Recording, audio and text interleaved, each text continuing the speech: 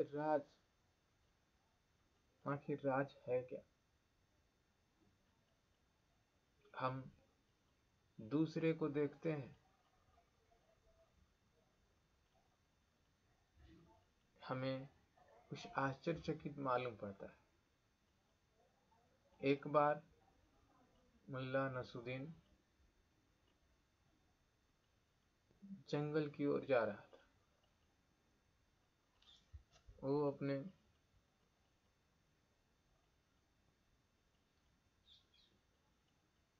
चाल में जंगल की ओर जा रहा था। एक आदमी बोला, भाई मुझे भी साथ चलना। मुल्ला नसरुद्दीन कुछ जवाब नहीं दिया। फिर कुछ देर में वही आदमी फिर से, भाई तुम उदास क्यों हो, राज क्या है? मुल्ला नसरुद्दीन ने जवाब दिया, भाई कोई ऐसा ही, मैं जा रहा हूं। दोनों फिर कुछ समय देर बाद वो आदमी फिर से पूछा, भाई नाराज हो क्या, उदास क्यों हो, राज क्या है? मुल्ला नसरुद्दीन फिर से वही बताया, भाई मैं जंगल में जा रहा हूं, कोई राज नहीं। फिर से आदमी को विश्वास नहीं हुआ और वो लगा फिर से कुछ देर बाद पूछने, भाई तुम आखिर उदास क्यों हो, तुम्हारा राज क्या है? बोला, कोई राज नहीं है, मैं जंगल की ओर जा रहा हूँ, ये जंगल में जाना है। उस आदमी को समझ नहीं आया कि आखिर राज क्या है। हम जब दूसरों को देखते हैं तो हमें उसमें राज दिखाई देता है, हमें खुद से पता नहीं होता आखिर मेरे मस्तिष्क किस तरीके से काम करते हैं।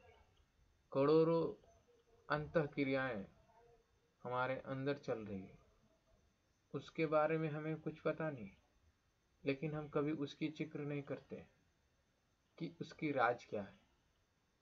जब सामने से कोई नजर आता है तो हम उसकी जिक्र करते हैं कि जो सबकॉन्शियस माइंड है वो इस चीज को प्रक्रिया में लेकर आता है कि आखिर इसकी राज क्या है, ये होता क्यों है। ये होता ऐसे ही नहीं, जब हम दूसरों में ऐसा देखते हैं कि मेरे जैसा क्यों नहीं, तो हमें लगता है कि आखिर राज क्या है, वो है ऐसा क्यों।